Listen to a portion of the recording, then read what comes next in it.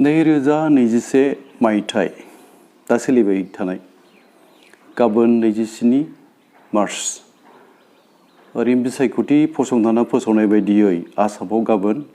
गिबि खोन्दोनि बिसायख'थिया जागोन। दा बावहाय जोङो बर'फ्रा गुबैयैहाय बिटिसि बाहेरायाव थानाय बर'फ्रा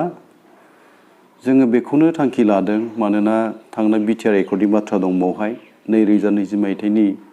27 जानुवारियाव जाय बिटिआर एकर्डखौ दुलाराय बर' फरायसा आफाद एनडिएफबिनि मोनब्रै हानजा आरो खौसेथि बर' सुबुं आफादा ज' जानानै इनक्लुसिभलि बे बर'नि थामथि गोजोन गोरोबथाखौ खालामनाय जादों। आरो बे गोरोबथानि दारैनो जोंनि बर' कसारि वेलफेयार अट'नमास काउन्सिला दिनैहाय सोरजिजाफैदों। दा बे बिटिआर गोरोबथानि दफा जोंनि बर' कसारि वेलफेयार अट'नमास काउन्सिलनि दाफुंथारनांगौ मोगथां महर होनांगौनि माखासे मावनांगौ खामानिया दंथारो जोंहा आरो जोंनो बिजेपिआ बाथ्रा होनाय मावफुंगोननि जि मोनसे जोंनो एसुरेन्स होनाय कमिटमेन्ट होनाय बेखौ बिथा खालामनानै जोङो गाबोनो जानो गोनां बिसायख'थि आसाम बिधान सभानि गिबि खोन्दोनि बे बिसायख'थियाव बिटिसिनि बाहेरानि बर'फ्रा जाय जायगायाव गाबोन गिबि खोन्दोनि थाखाय बिसायख'थि जागोन बै समस्तिफोर जाय समस्तिफ्राव जोंनि बर' भटार्सफोर दं गासिबो बर' भटार्सफ्रा बर' रायजो राजाफ्रा बिजेपि दोलोनो जोङो थोंजोङै भटखौ होनाय जागोन। जिहेतु जों मिथिगौ नोंथांनि दैदेननायाव एबा गोबां बर'नि माखासे माहारिफ्रा बर' हारिनि जौगाथाय एबा बिटिआरनि बाहेरायाव थानाय बर'फोरनि माखासे जौगाथायनि थाखाय जिहेतु बिजेपि दोलोखौ मदद होनानै जिहेतु फोसावथाय मेलखौ खुंबोबाय थादों। बे फोसावथाय मेल खुंबोनाया रायजो राजाफ्रा बेसेबां अनसायदों आरो नोंथांमोना गिबि बिसायख'थियाव मोनबेसे समस्तियाव दखल खालामनो हागोन? बेखौ जोङो नैबे बादियैसो जोङो फिननायखौ होनो लुबैगोन। बिटिसिनि बाहेरायाव गासै जोङो अनजिमाखौ सानखांबाय 60निबो गोबांसिन बिधान सभा बियाब बावहाय जोंनि बर' भटार्सफ्रा दङ। बाव बबेबा मोनसे समस्तिफ्राव जोङो 1000नि बा 1500, 3000, 5000, 7000 बेबायदिनो 10000, 15000, 20 आरो माने 30000 बा 40000सिम जोंनि बर' भटार्सफ्रा गोबां आसामनि समस्तिफ्राव साग्लोबनानै दङ बा दङ। दा बे भटार्सफ्रा जायखिजाया जोङो बिजेपि दोलोनो होजोबगोन आरोखि जोङो। आरो बेयो जोंनि थांनाय बिटिआर एकर्डनि गेजेरजों जि मोनसे जोंनि मोनफुंनाय बेखौ लानानै जों बे थांखिखौ आजावनानै लानाय जादों। दा बावहाय खौसेथि बर' सुबुं आफाद लोगोसे बावहाय बाहेरायाव थानाय बर'फोरनि माहारियारि आफादफोर जेरै दुलाराय बर' फरायसा आफाद आरो लोगोसे एनडिएफबिनि माखासे फेक्सनफोर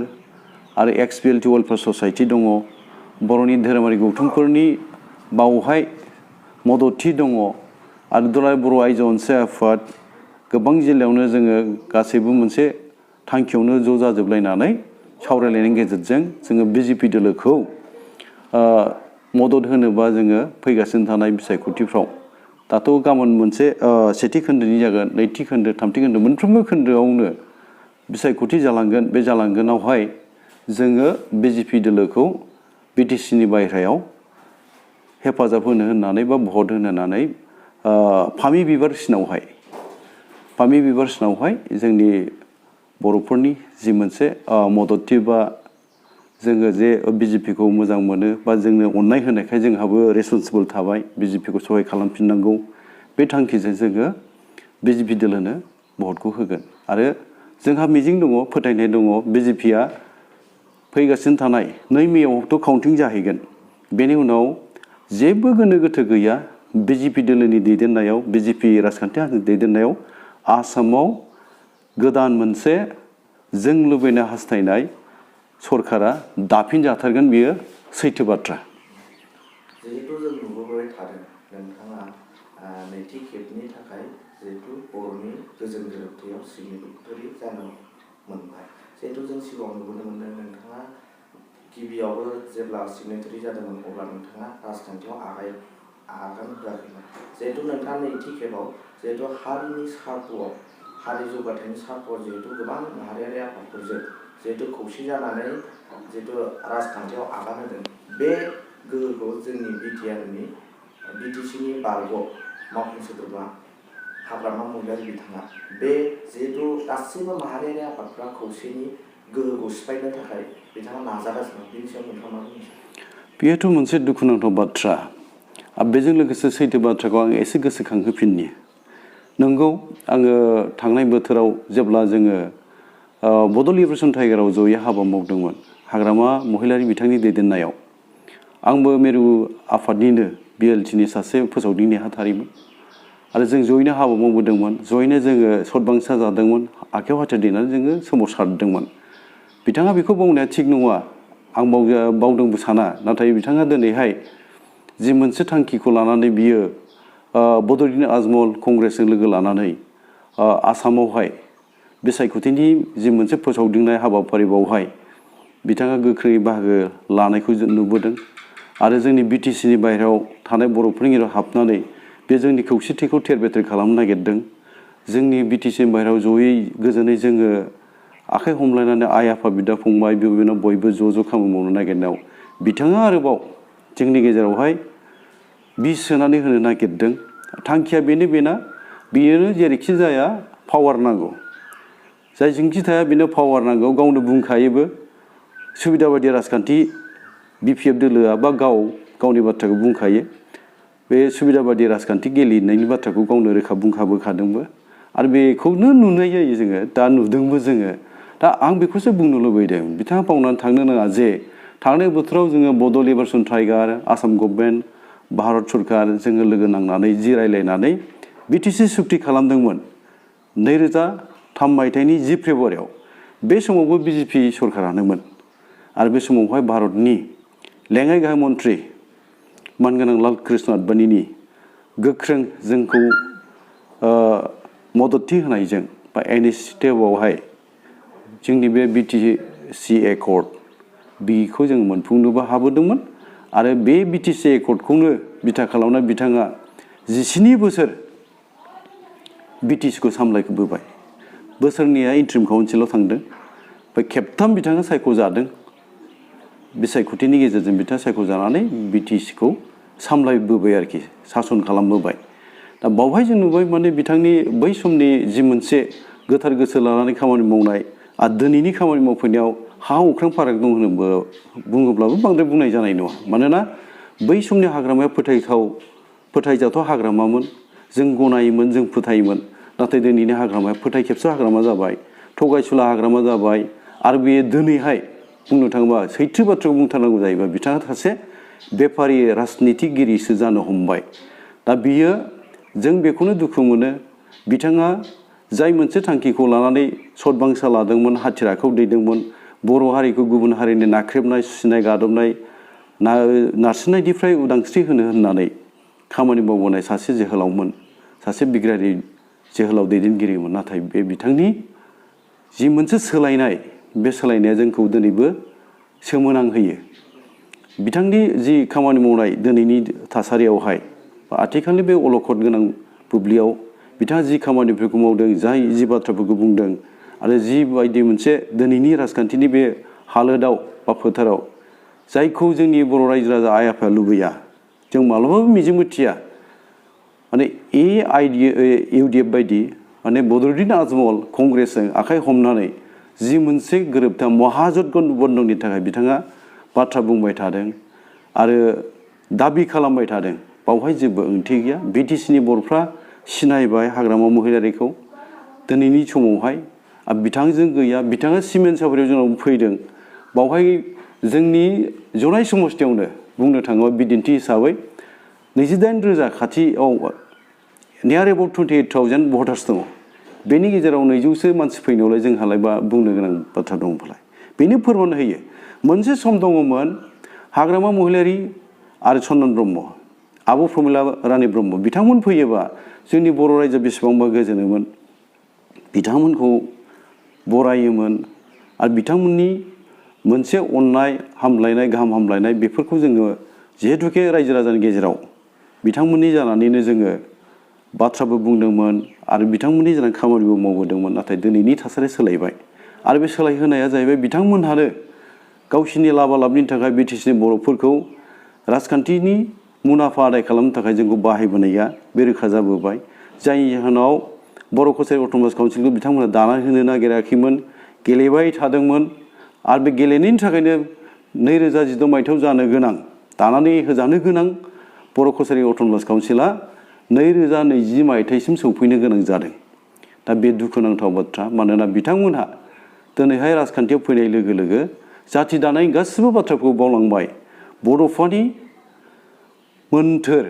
बर' हारिखौ बुहुमाव मोनसे मास्टार रेस गेरेमसा जौगासार बर' हारि दानायनि जि मोनसे मोन्थोर बे मोन्थोरखौ बिथांमोनहा खुगायावल' बुंसै गुबैयै बिसोर खामानि मावनानै होनो आवगायला बा सानला दिनैहाय बिसोरो पलिटिकेल एंगोलजों नायजोबग्रा जाबाय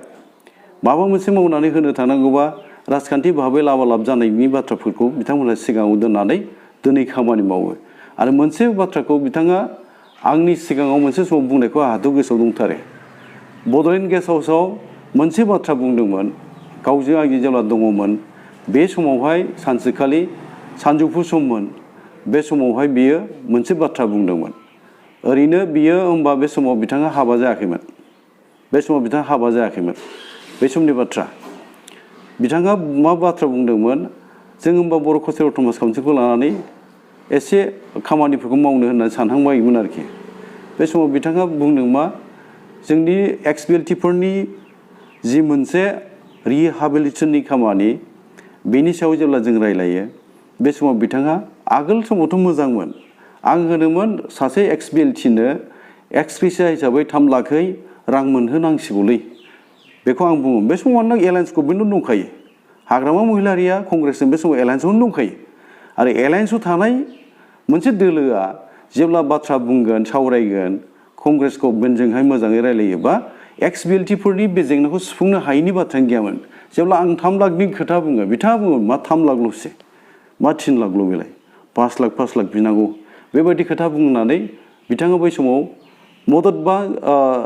हेफाजाब होनायनि बाथ्रा बा मावना होगोन बायदिनि बाथ्राखौ जोंनो फोरमायबोदोंमोन नाथाय दुखुनांथाव बाथ्रा बिथाङा फैयै फैनानै बेखौबो रायखांजानो बानाय जाफैबावदों मोनसे समावहाय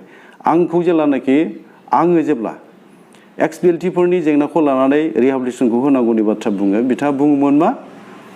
नों मानो बे बाथ्राखौ रायखांबाय थायोब्रा होननानै आंखौ बुंनो हमदोंमोन आरोखि बिथाङा आरो मोनसे समावहाय आरो बुंबावदोंमोन जेब्ला जों बर' कसारि अट'नमास काउन्सिलखौ लानानै दाबि खालामनानै सिगांबाय थायो बे समाव बिथाङा मा फंसे बाथ्रा बुंदोंमोन सानसेखालि आंथ' सोमोनांदों माने बिजानो बायो जोंखौ बिटिसिनि बायहेरायाव बर'फ्रा जेराव बिटिसिनि जेबो जोङो खाबु मोननो हाया बिटिसिनि बायहेरायाव गोबां बर'फोर थाबाय दिनै गं 22 जिल्लायावहाय बर'फ्रा दङ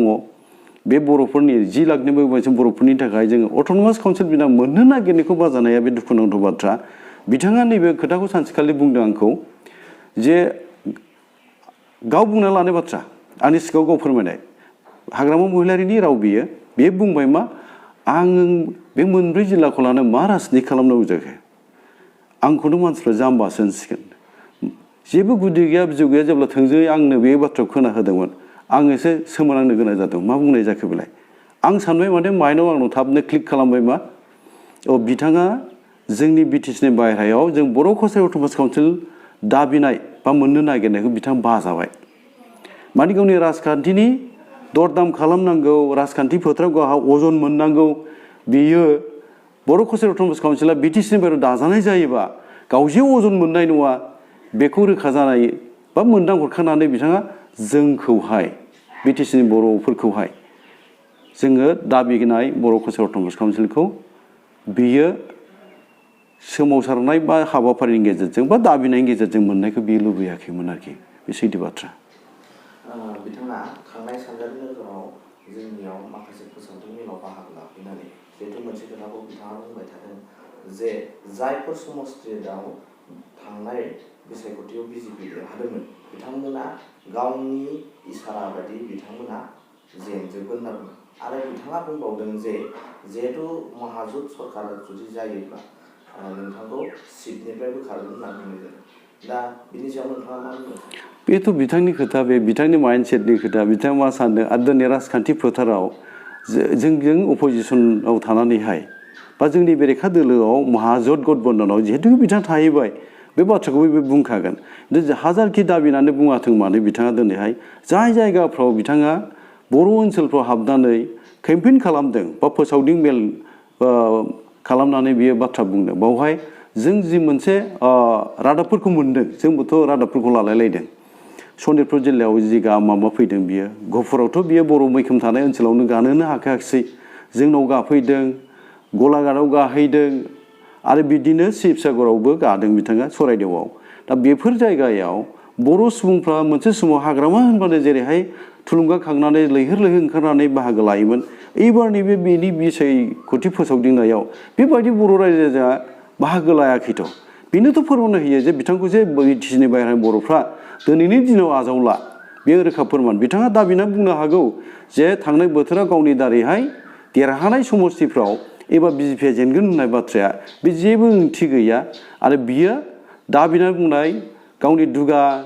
दुनानै बुंनाय बाथ्रा बेखौ बिथाङा बुंनायजों लोगोसे फैगौ 2 मे खालि जि समावहाय भटनि काउन्टिं जागोन ओइदिनखालि बिथाङा बेनि फोरमानखौ मोनगोन बे सैथो बाथ्रा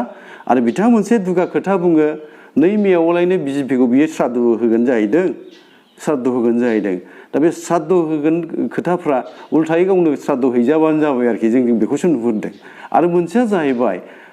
महाजोत गठबन्धननि जेब्लानाखि सरकार दागोन आंखौ सिटनिफ्राय बोख्लायनायनि खोथा बेखौ बुंलायनो गोनां बाथ्रा दाबि आरो आंहा फोथायनाय दङ माब्लाबाबो बिजेपिआ नैबे फैगासिनो थानाय जि 2 मेनि काउन्टिं बे काउन्टिंआव मोजां रिजाल्ट मोननानै गभर्नमेन्टआनो दाखागोन आरो मोनसे खोथाखौ आं बुंनो लुबैयो चिफ जानाया आंनि हाबिलास नङा आंहा बेबायदि लुबैनायबो गैया आरो आं जानोबो नागिरखायाखैमोन आं जानांदोंसो जाहोदोंसो आंखौ बाथ्राया जाहैबाय बिटिआर एकर्डनि आंबो सासे सिगनेटरि आरो फारसेथिं खौसेथि बर' सुबुं आफादनि आङो आफादगिरि जानायलाय बावहाय आंहाबो बेखौनो मावनो गोनां जाबाय आंनि आफादनि मानसिफोर रायजो राजाफोर बिटिसिनि बाहेरानि गासैबो लुबैनायखौ रैखा खालामनो थांनायाव आं दिनैहाय गिबि मावफुं सोद्रोमा बा गाहाय मावफुं सोद्रोमानि बिबानखौ लानानै आङो दिनैहाय जायगा लानानै बा खामानि मावनो थाखाय जोङो बा आङो ओंखारबोनांदों बा आङो दिनैहाय दङ बेसो आरोखि गुबैयैहाय खिन्थु माबा चिफ जाथारनो बे लुबैनाया आंहा बे हाबिलासा आंनाव गैया जिहेतु बिथाङा बुंदों जे गोबां फोसावदिं मेलाव जिहेतु एनडिबिफोरनि गोबां माखासे केस जाना थानाय बेखौ बोखारगोन आरो रिहेबिलिटेसन बाथ्रा बुङो जिहेतु नोंथाङा एसे सिगाङाव फोरमायदों जे जिहेतु गावनि दैदेननाय बिएलटि आफादनि जिहेतु मोननो गोनां रांखौनो बिथाङा बाजादोंब्ला जिहेतु जोंनि एनडिबिनि माखासे केस आरो मोननो गोनां रांखौ बिथाङा मावफुंना होगोन होननानै नोंथाङा सानो आंथ' बेखौ स्पष्ट बुंगोन स्ट्रेट फरवार्ड बुंगोन आरो एसे नायगिरिफोर खोनासंगिरि बिथांमोनखौ आङो बेखौनो सैथो बाथ्राखौ बुंगोन हाग्रामा महिलारिया आं ओंखायनो बेफारि दिनै दिनाव बेफारि राजनितिगिरि होननाया बे खारनाव बुंदों बे दाबो बेफार खालामनो नागिरदों बिटिसि बाहेरानि बर'फोरखौ लानानैहाय राजखान्थिनि फोथाराव दरदाम खालामनो नागिरदों ओरैनो थांनाय बोथोरनि बाथ्राखौ जोङो रायखांनांगौ जायोबा बा रायखांथारनांगोन सैथो बाथ्राखौ जे बियो 17 बोसोर बिटिसिखौ सामलायखांबाय बे 17 बोसोरावबो बियो एक्स बिएलटि सोद्रोमाफोरनि रिहेबिलिटेसननि खामानिखौ मावनानै होआखिसै एफा गोबाव नांगौ नामा जेराव माने एलायन्स गभर्नमेन्टआव थाबोबाय बे 17 बोसोरा बे समनि गेजेराव बे मावना होआखै आरो दा बे मावना होनो होननाय खोथाया बे बेसेबांसिम सैथो जागोन आरो सरकारावनो गाव फैखानायानो नङा मावना होनो हानायनि जे बाथ्राफोरखौ बुंदों बियो जोंनि एनडिबिनि दैदेनगिरिफोर बा एनडिबिनि मेम्बार्स बा केडार्सफोरखौ जि मोनसे मिजिं होनानै थगायनानै गावनि फारसे लांनो नागिरदों बा माने फैगासिनो थानाय बिसायख'थियाव गावनि खालामनानै देरहानायनि जि मोनसे प्लेनिंआव खामानि मावदों बियो जोङो साग्रिद जानाया मोजां जोङो बुजिनाया मोजां मोनथिनाया मोजां हाग्रामाया बै समनि हाग्रामा नङा दिनैहाय बियो आलादा मोनसे माने प्रफेसनेल पलिटिशियान जाफैबाय बिथाङा बे हिसाबै बेनि बे कनस्पिरेसियाव जों गाइडेड जानो नाङा बेजों दैदेन जानो नाङा मिसगाइड जिथु बे खालामनो नागिरदों बेनिफ्राय गोजानाव थानो थाखायसो आङो साफ्रोमबो बर' रायजो राजायानो जा बा जोंनि एनडिबि एक्स बिएलटि केडार्सफोर लिडार्सफोर बयखौबो आं खावलायो बिथाङा नेहाद एखुथा गावनि एखुथा मुलाम्फानि थाखाय खामानि मावगासिनो दं बे फोरमान जाबाय आरो गिलु बालु कारापसनखौथ' मोजाङै जुदि इनकुइरि जायो इनकुइरिया जाथारनांगौ आंथ' बुंबावगोन डिमान्ड खालामो आंथ' जे हाग्रामाया मा मा मावलांदों बेनि एगेन्स्टै इनकुइरि जाथारनांगौ मोजाङै आरो बे इनकुइरिनि गेजेरजों दाय दस जायोब्ला बिथांखौ मा साजा होनांगौ आयेना बेखौ लानांगौ आरोखि जिहेतु बिथांनि माखासे बोसोन बादियै जोंनि बिटिआरनि बाहेरायाव थानाय माखासे बर'फोरा बिथांनि बाथ्राखौ गोबां सुबुंफ्रानो खोनासंनो हमदों जायनि जाहोनाव बिथांनि फोसावथायनि उनाव 200 बर' सुबुङा फैदों दा नोंथाङा बैफोर बिटिआरनि बाहेरायाव थानाय बर'फ्रा जायफोर महाजुगाव हेफाजाब होफादों बिथांमोनखौ मा मेसेज हरनो सानोदि जिहेतु जों बर'फ्रा गासैबो खौसे बिजेपिआव भट होनांगौ मानि जाहोननि थाखाय आरो जोङो इयुन बर' बिटिआरनि बर'फोरखौ जों माबायदि दैदेनलांनांगोन होननानै नोंथाङा मेसेज हरनो सानो बे सोंनायनि फिननायाव बेखौ जोङो रोखा जानाया मोजां जागोन आरो रोखा जाथारनांगोनबो आं बुंगोन जे बिटिसिनि बाहेरायाव थानाय बर'फोरनि थाखाय बा बर'फोरनि एस ए हल बर'फोरनि थाखाय दिनै बिजेपिआ मा खालामाखै गिबियाव बे जे जोंनो बै समावबो 2003 मायथाइयाव बिटिसि होबाय नै दाखालि जोंनो होबाय बिटिआर गोरोबथा बिनि दफाफ्रा मावफुंजानायानो जाबाय माखासे बर' रावखौ दिनैहाय जोङो आसामनि सरकारि राव महरै बाहायनो हाबाय आरो मोनसेया जोङो बर' बिजों सोलोंथाइनि थाखाय जेंनाफोरखौ नायनो थाखाय मोनसे आलादा बिथोनारि बिफान सेपारेट डाइरेक्टर बर्ड बेखौबो जोङो मावफुंनानै होबाय दाखालि आरो बेनि उनावहाय जोंनि साख्रि बाख्रिनि जि मोनसे गुदि फरायसालियानो जा गेजेर फरायसालियानो जा गोजौ फरायसालियानो जा जायखिया जोंनि सोलोंथाइनि जेंनाफोरखौ नायनो थाखाय